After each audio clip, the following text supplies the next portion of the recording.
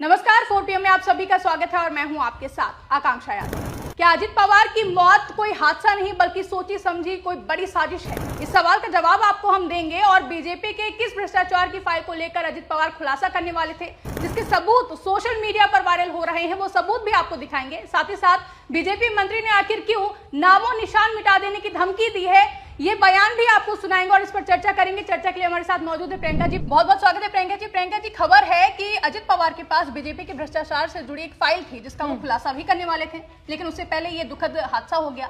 आपको क्या लगता है, ये महज एक संयोग है या फिर प्रयोग है? अगर संयोग की बात की जाए आकांक्षा, तो टाइमिंग को लेकर सवाल खड़ा हो रहा है। हादसे की टाइमिंग को लेकर सवाल इसलिए किया जा रहा है क्योंकि ठीक 2 हफ्ते पहले अजित पवार ने बड़ा बयान दिया और बड़ा खुलासा किया। खुलासा करते हुए अजित पवार ने कहा कि भारतीय जनता पार्टी के भ्रष्टाचार की फाइल मेरे पास मौजूद है, मेरे पास सबूत मौजूद है कि किस तरीके से सिंचाई प्रोजेक्ट में भारतीय जनता पार्टी 100 करोड़ रुपए का भ्रष्टाचार करने वाली थी।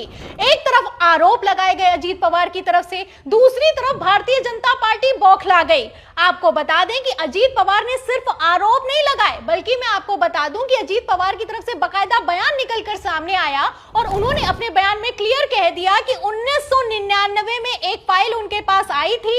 ये फाइल सिंचाई प्रोजेक्ट से जुड़ी हुई है। इस सिंचाई प्रोजेक्ट की लागत थी 220 करोड़ रुपए, लेकिन भारतीय जनता पार्टी ने इसमें अपना पार्टी फंड जोड़ दिया जो कि 100 करोड़ रुपए है और अधिकारियों का कमीशन जोड़ दिया जो कि 10 करोड़ रुपए है। मतलब कि लागत को 220 करोड़ से बढ़ाकर 330 करोड़ कर दिया गया। अब यही फाइल जब अजित पवार के सामने आई तो अजित पवार ने तत्काल प्रभाव से इस फाइल को रोक दिया और ये फाइल अभी भी अजित पवार के पास मौजूद थी। इसको लेकर अजित पवार ने जब बयान दिया तो महाराष्ट्र की राजनीति में भूचाल आ गया।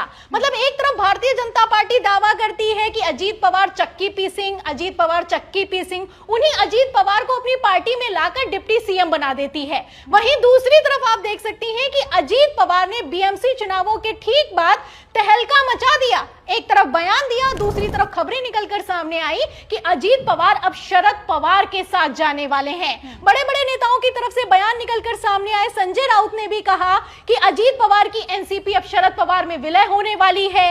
वहीं दूसरी तरफ मैं आपको बता दूं, सुप्रिया सुले और नवाब मलिक और प्रफुल्ल पटेल ने भी बड़े संकेत दिए कि अब शरद पवार और अजित पवार एक होने वाले हैं। फिलहाल एक तरफ जहां संकेत दिए जा रहे थे, अजित पवार का बयान निकलकर सामने आया। अजित पवार ने खुले में भारतीय जनता पार्टी को धमकाया। वहीं दूसरी तरफ मैं आपको बता दूं कि अब ये हादसा हो गया है। फिलहाल ये हादसा है या फिर की साजिश है, इसको लेकर हम किसी तरह की कोई पुष्टि नहीं कर सकते हैं, लेकिन हाँ, सवाल तो किए जा रहे हैं।